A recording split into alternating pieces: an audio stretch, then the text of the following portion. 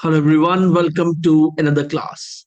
I welcome all my lovely entrepreneurs of 12th grade to today's class. And this class is extremely important because it contains very three important concepts. The first one is Pareto's principle, which is also known as 80-20 rule, which was coined by Vilfredo Pareto from Italy. Second one is ABC analysis. And third one is economic order quantity. So, dear students, in today's class, we are going to take up these three important topics, and which I believe is of great importance for your upcoming examination. So, without much ado, let's start today's class and its content. Unit 5, Business Arithmetic, class number 7, Pareto's Principle, and ABC analysis for control, plus economic order quantity too. So these are the points under discussion in today's class. The first one is understanding Pareto's principle. Second one is application of Pareto's principle in inventory management. Third one is ABC analysis for inventory control. Fourth one, managing A, B, and C category items. Fifth one, economic order quantity, reorder point, and safety stock. And seventh point is understanding the costs. So, dear students, this is something very important from the perspective of examination. Let's take up Pareto's principle as first point.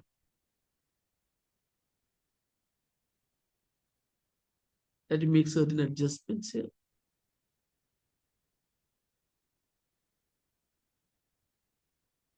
Understanding Pareto's principle.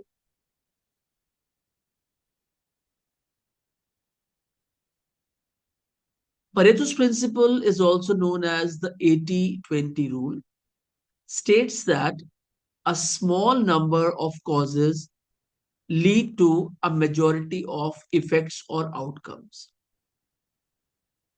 तो अब याद रखिएगा बच्चों कि जो 80-20 rule है, इसका major purpose है ये बताना कि small number of causes lead to majority of effects. छोटी छोटी बातें हैं जो बड़े बड़े इफेक्ट्स क्रिएट कर देती. For example 20% of customers might contribute to 80% of company sale, और 30% ऑफ प्रोडक्ट लाइंस में be responsible for 70% of returns. तो ये 20 और 30 को इसलिए बताया गया है बच्चों क्योंकि हार्ड एंड फास्ट रूल नहीं कि 20% ही होगा. वो 25 भी हो सकता है, वो 26 भी हो सकता है, और 30 भी हो सकता है. पर कहने का मतलब क्या है कि जो नंबर ऑफ कॉजेज है जिसके बेसिस पर इफेक्ट्स आते हैं वो कम ही होते हैं. This principle was named after the Italian economist. याद रखिएगा इस पर ना कई बार फिल इन द ब्लैंक भी आए हुए. इकोनॉमिस्ट विल्फ्रेडो परेतो, और परेतो में डबल टी नहीं है. मैंने बहुत सारे पेपर्स चेक किए हैं कि बच्चे यू नो ओवरसाइट से कई बार परेतो में PARETO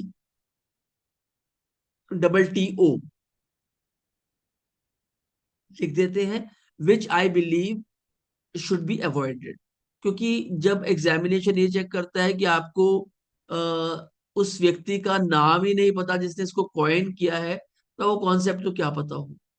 तो ध्यान रखना है, विल्फ्रेडो परेतो में डबल टी नहीं आएगा, न ही आएगा. Okay. Who found that 20% of Italy's population owned 80% of its land. तो उन्हें लगा कि 20% इटली की पॉपुलेशन ने वहां की 80% भूमि को कैप्चर किया हुआ है. He further observed that same pattern in his garden where 20% of the pea pods produced 80% of the peas. तो pea pods थे, जो जो मटर के दाने थे, वो 20% pods में से निकलते थे. तो उनका कहने का मतलब क्या था कि जो सोसाइटी है वो 80-20 पार्ट्स में डिवाइडेड है. 20% of the work brings 80% of the results. 20% students of the school bring 80% of the marks. 20% sales executives of a company brings 80% of the sales. And 80 vice versa भी है. 80% of the sales people bring 20% of the sales. और जो की idea है, जो बहुत important है, point 5 है.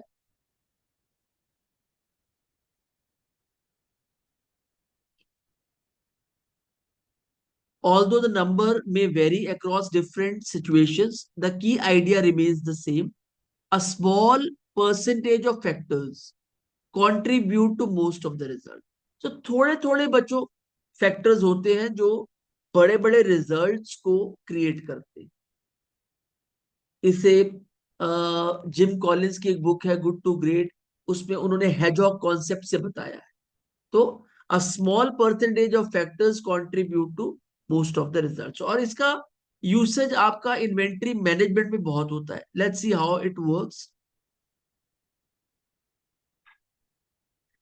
Application of Pareto's principle in inventory management.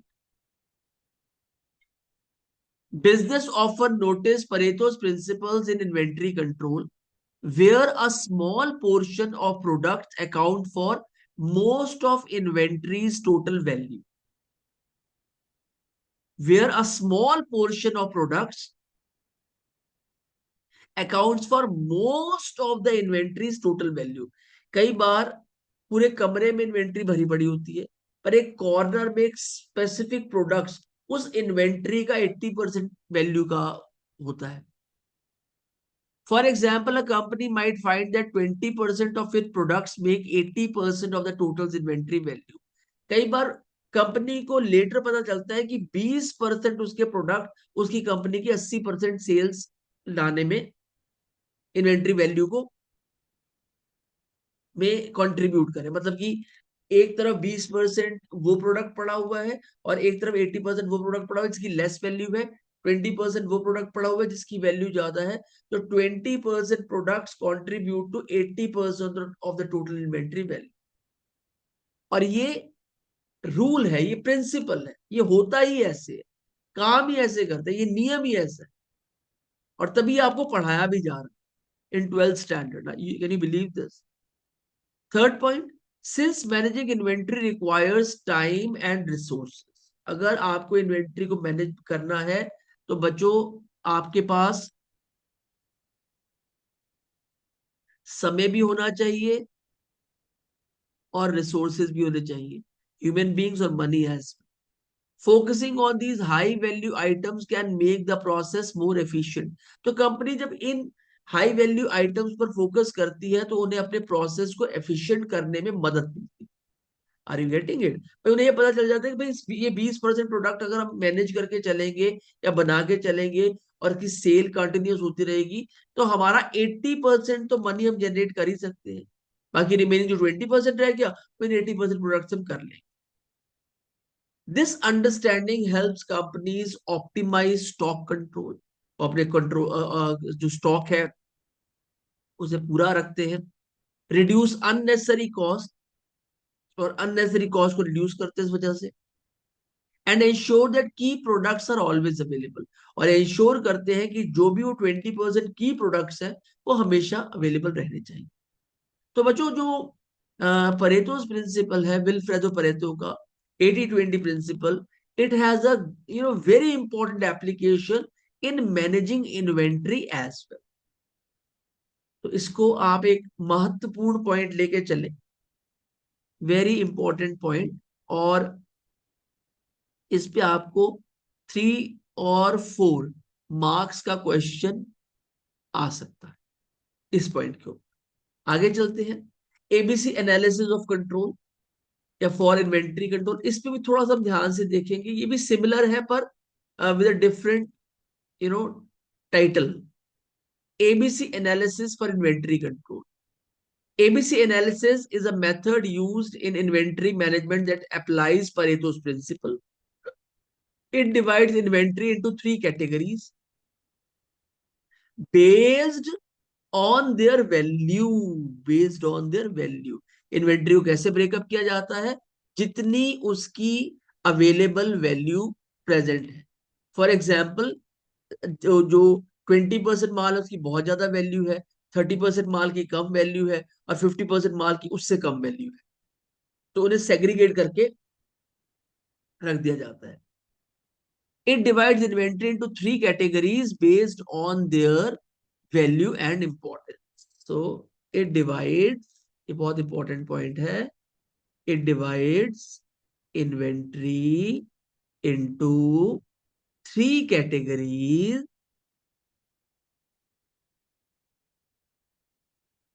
based on their value and importance. Typically, A items represents about 20% of the stock keeping units, but contribute to 80%. होते वो 20% है A, पर वो कंट्रीब्यूट करते हैं 80% of the inventory value.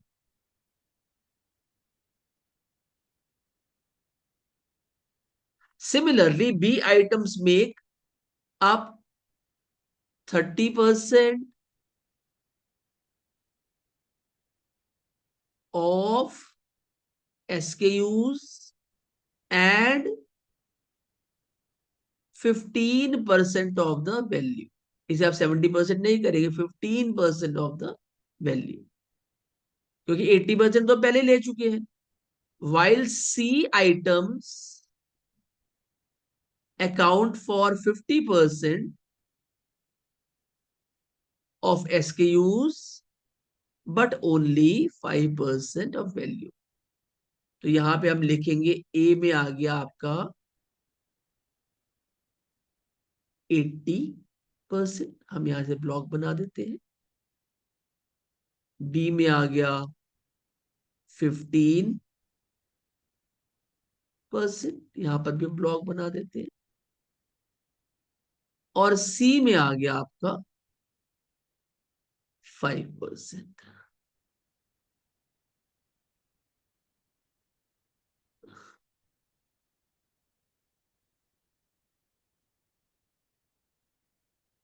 Although exact percentages में differ, थोड़ा बहुत तो ऊपर नीचे हो जाता है.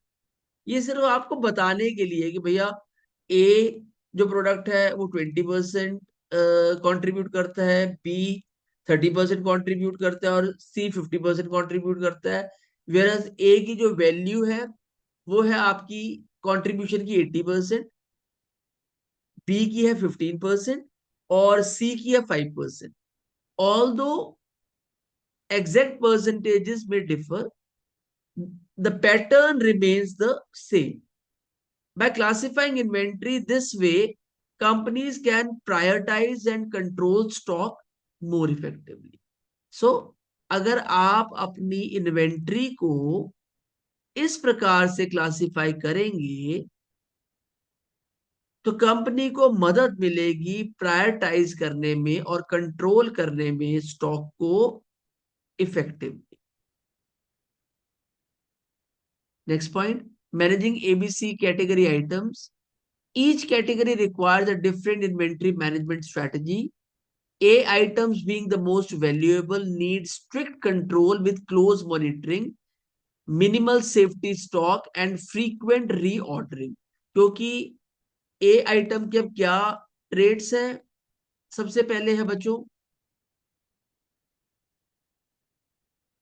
being the most valuable need strict control and close monitoring, minimal safety stock.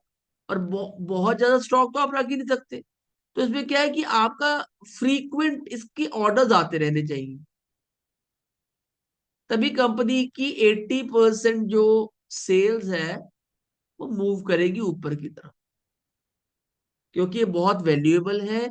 इस पर स्ट्रिक्ट कंट्रोल चाहिए, क्लोज मॉनिटरिंग चाहिए, बहुत ज्यादा सेफ्टी स्टॉक नहीं रखना है, और फ्रीक्वेंट इसकी रीऑर्डरिंग होनी चाहिए ताकि कंपनी का जो 80% सेल्स रिलेटेड इश्यूज है वो सॉल्व होते रहे। Whereas B items are moderately controlled. ये बच्चों, ये फ्रेजेस को ना याद रखना है आपने, अपने मन से नहीं लिख देना कोई फ्रेज, ठीक है? इसको याद रखना है आपने। With orders placed less often, इसके ऑर्डर्स लेस ऑफन प्लेस की जाते हैं, once every 3 month. C items being of the least value.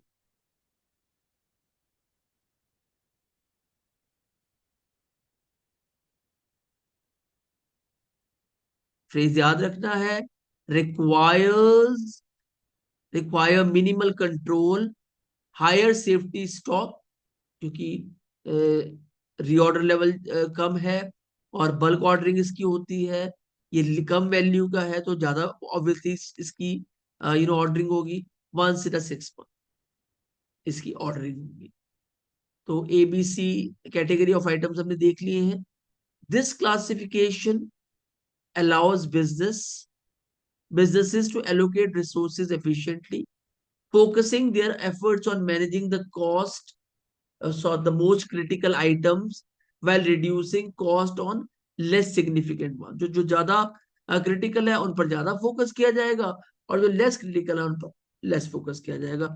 और मुझे जिंदगी में ना हर जगह हो, आपके कुछ लाइफ में दिन में कुछ आवर्स ऐसे होते हैं जो मोस्ट इंपॉर्टेंट होते हैं, इन पर आपके अंदर एनर्जी ज्यादा होती है, और आपको अपने टफेस्ट काम उस टाइम पे कर लेने चाहिए। उसके बाद आपके लेस इंपॉर्टेंट आवर्स होते हैं, और उसके बाद लीस्ट इंपॉर्टेंट, मतलब जिसमें आप रिलैक्स करते हैं, जिसमें आप सोते हैं, चाय कॉफी पीते हैं। तो लाइकवाइज जैसे हम अपनी लाइफ को डिवाइड करते हैं, वैसे हम इन्वेंट्री को भी डिवाइड कर सकते हैं। And this is the way the companies they have very stringent control over their inventory management. हमने 2 पॉइंट्स कर लिए हैं। Wilfredo's Pareto's principle, which is also known as 80-20 principle, application in inventory management, and second one is ABC analysis for inventory control and how it helps managing category items of A, B and C। अब हम बात करते हैं economic order quantity की।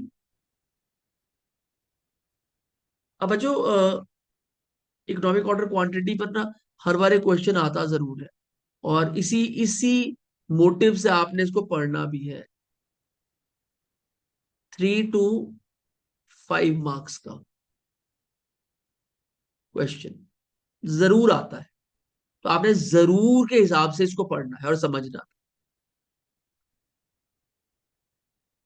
अब पहले मैं आपको ये समझाता हूं है क्या।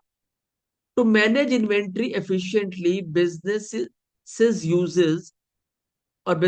Use the economic order quantity model. तो अगर बिजनेसेस को अपनी इन्वेंट्री को प्रॉपरली और इफिशिएंटली मैनेज करना है, तो उन्हें इकोनॉमिक ऑर्डर क्वांटिटी पर के मॉडल पर फोकस करना पड़ेगा। क्यों? उसका कारण क्या है? Economic order quantity helps determining the optimal order size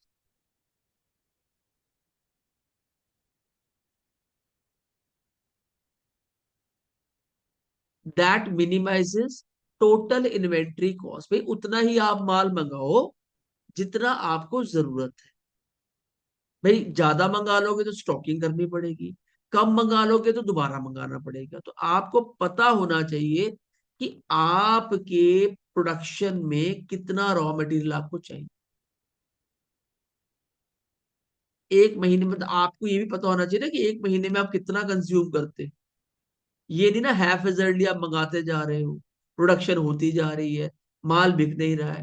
तो इकोनॉमिक ऑर्डर क्वांटिटी का मतलब है कि जितनी रिक्वायरमेंट है उतना माल मंगाइए, और ताकि ओवर स्टॉकिंग ना करनी पड़े, ना आपको रीऑर्डर दोबारा दोबारा करना पड़े। The goal is to avoid stock outs,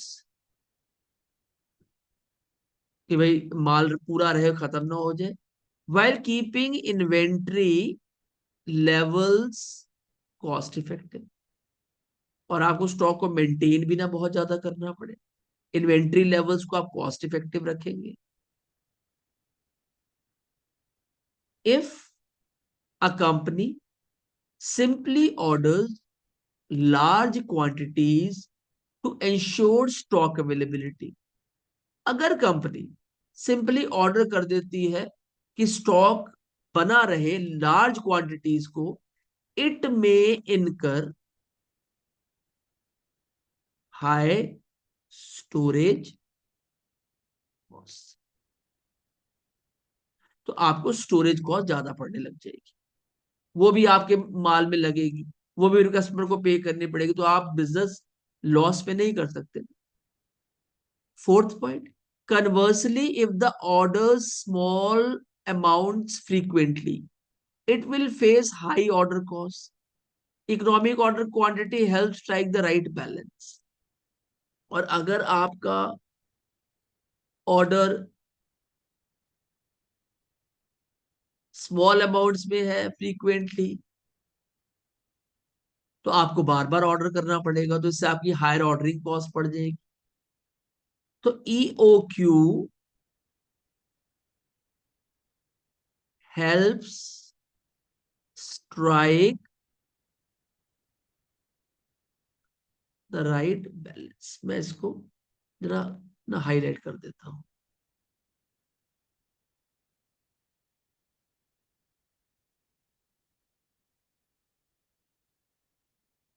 economic order quantity helps strike the right balance.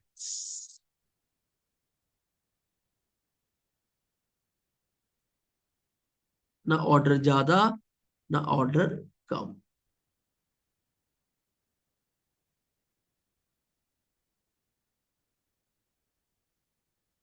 ठीक है, थोड़ा सा और यहाँ से.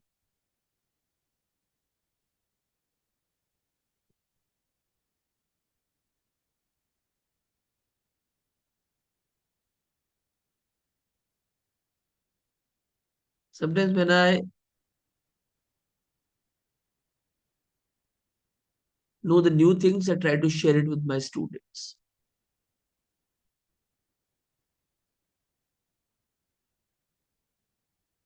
Reorder point and safety stock. To prevent running out of stock, businesses must determine the right time to place an order. Very, very, very, very. Reorder level and safety stock. Very, very important point. 3 to 5 marks. आपको इसमें से questions आएंगे, आएंगे ही आएंगे. To prevent running out of stock, वे stock खत्म ना हो जाए, businesses must determine the right time to place an order. वो कौन सा समय है जब आप ऑर्डर को प्लेस कर सकते हैं, कि भाई जिस दौरान आपका माल ऑन द वे है, वो लीड टाइम में है, ऑन द वे है, उस टाइम पर आगे प्रोडक्शन भी चलती रहे, जैसे ही माल खत्म हो प्रोडक्शन भी ना रुके और माल पहुंच भी जाए. तो that is what reorder level is. Average daily usage rate into lead time in days. This is calculated using the formula that is reorder point.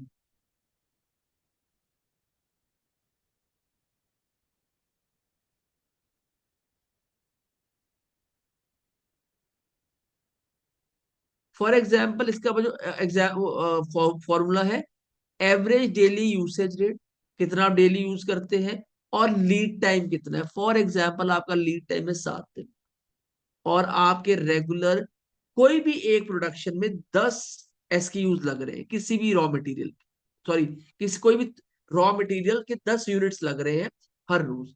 तो आप जैसे ही आपके 70 रॉ मटेरियल की यूनिट्स रह जाएंगे, आप रीऑर्डर लेवल डाल देंगे ताकि 7 दिन आपका काम भी चल सके, और 7 दिन लीड टाइम जब लगे उसे पहुंचने में तो आपका काम भी ना रुके, और जिस दिन वो काम रॉ मटेरियल खत्म हो ये वहां से।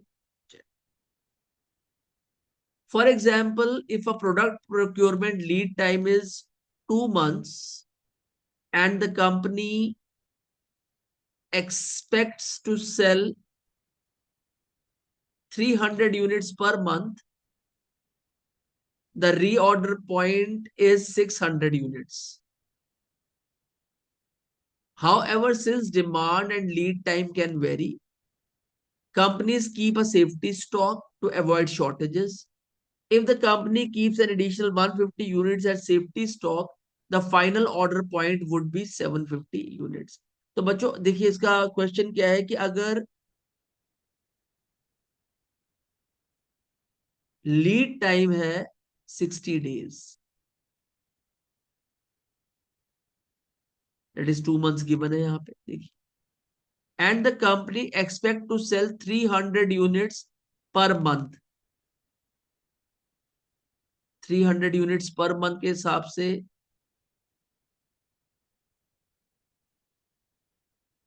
पर मंथ के हिसाब से ये हो गया आपका 10 units per day.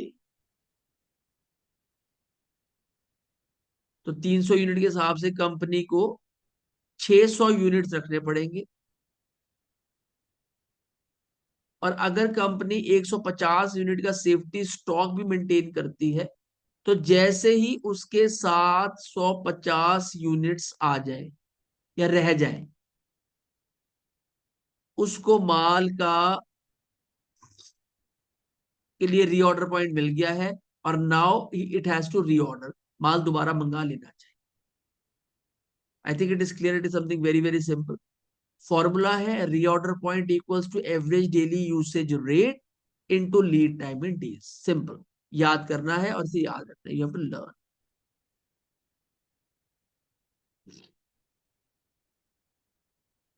Economic order quantity, formula and example. I think this is the last part. Yes. No. Economic order quantity.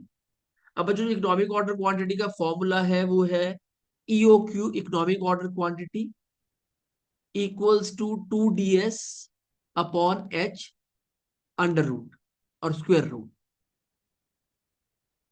D equals to annual demand in units. S ordering cost per order, and H holding cost per unit per year. D का मतलब है annual demand in units, S का मतलब है ordering cost per order पे क्या आपकी cost पड़ रही है, और H stands for upon H holding cost per unit per year, per unit per year. अब एग्जाम्पल है, a company sells 10,000 pens per year, ordering cost equals to ₹50, holding cost per pen per year equals to ₹2। तो आपका आप इस पे economic order quantity कैसे निकालेंगे? 2 into जो आपका एनुअल डिमांड है, दैट इज एनुअल डिमांड कितना है? 10,000 पेन्स का, और आपका एस है जो वो है 50, here it is, demand is D and annual cost is S, और होल्डिंग कॉस्ट पर पेन है ₹2। सो ये हो गया आपका 5 लाख, या 5 लाख हो गया यूनिट्स, और जैसे आपका स्क्वायर रूट निकालेंगे तो आपको आंसर मिलेगा 707 यूनिट्स का। तो इसका कंक्लूजन ये है The company should order 707 pens at time to minimize cost. और कंपनी अगर 10,000 पेन्स एनुअली पेन्स की डिमांड है और ऑर्डर कॉस्ट उसका है ₹50 और होल्डिंग कॉस्ट पर पेन है ₹2, तो अगर उसके पास 707 यूनिट बचते हैं तो उसे you know should order 707 pens to minimise cost. तो उन्हें 707 पेन्स को ऑर्डर कर देना चाहिए टू मिनिमाइज द कॉस्ट. अब जब आगे देखते हैं, the conclusion means that the company should place an order for 707 pens at time to minimize its total inventory cost. अगर वो एनुअली उसकी डिमांड 10,000 पेन्स की है, तो in order to manage its business properly और इन्वेंट्री कंट्रोल प्रॉपरली, उन्हें time to time 707 pens order कर देने चाहिए. This number is the optimal order quantity that balances two cost. Ordering cost, the expense of placing an order like paperwork, transportation, etc. अच्छा, जब वो इतनी quantity के pens को ऑर्डर करेंगे तो इसका मतलब है they are balancing two cost, which is first one is ordering cost and second one is holding cost. The expense of placing an order like paperwork, transportation etc. Holding cost, the cost of storing unsold inventory like rent, security, and damage risk. By ordering 707 pens per order, the company avoids ordering too frequently, which increases ordering costs, and avoids storing too much stock, which increases holding costs. This ensures a cost-effective inventory management system. तो बच्चों, जब हम EOQ के फॉर्मूले को use करते हैं in order to check out कि हमारे को किस किस टाइम पर क्वांटिटी को ऑर्डर करना चाहिए और कितना करना चाहिए, तो हमारे को सबसे बड़ा जो बेनिफिट मिलता है, हमारे को cost effective inventory management system समझ में आता है.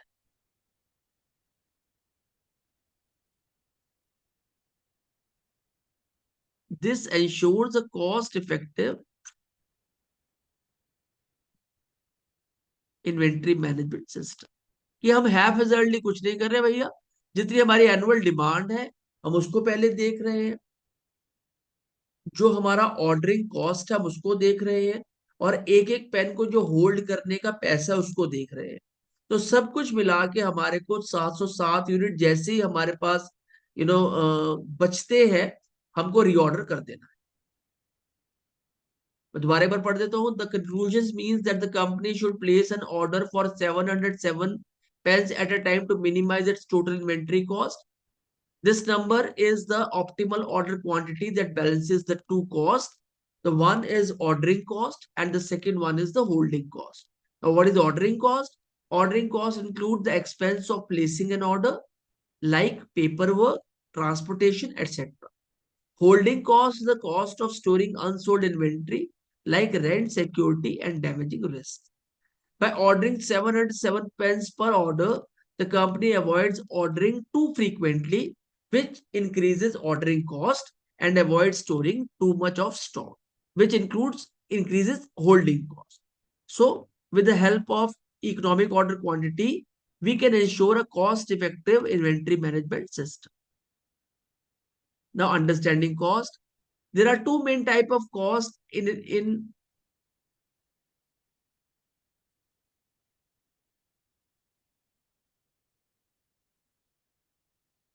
inventory management. The first one is ordering cost and the second one is carrying cost. And second one is carrying cost. Ordering costs include expenses related to placing and receiving an order, such as paperwork and handling. Carrying costs include storage expenses, insurance, and the capital tied up in the inventory. Businesses must strike a balance between these costs to optimize inventory management. Economic order quantity helps determine the best order quantity to minimize these expenses while ensuring stock availability. Again, an important point, I'm going to highlight it.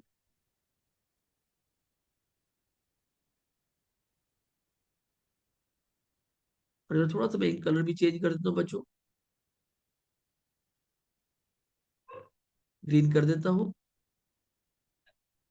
Economic order quantity helps determine the best order quantity to minimize expenses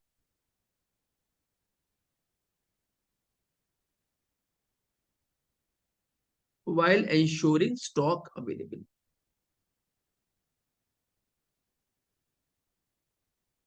Economic order quantity helps determine the best order quantity to minimize its expenses while ensuring stock availability. So much of with this, we have come to the end of today's class where we have talked about 7 very important points. The first one is understanding Pareto's principle. Second one is application in inventory management of Pareto's principle. ABC analysis for inventory control. Managing ABC category items. फिर हमने बात की economic order quantity की, reorder point and safety stock की, and understanding the. I hope you have understood each and every point from today's class. Don't forget to take up our rigorous practice section, which includes synopsis, which includes 10 most important questions with answers, 5 questions here, and 6 to 10 questions here. 10 vocabulary words from this session, list of 10 most important words in English and Hindi, 10 objective type questions,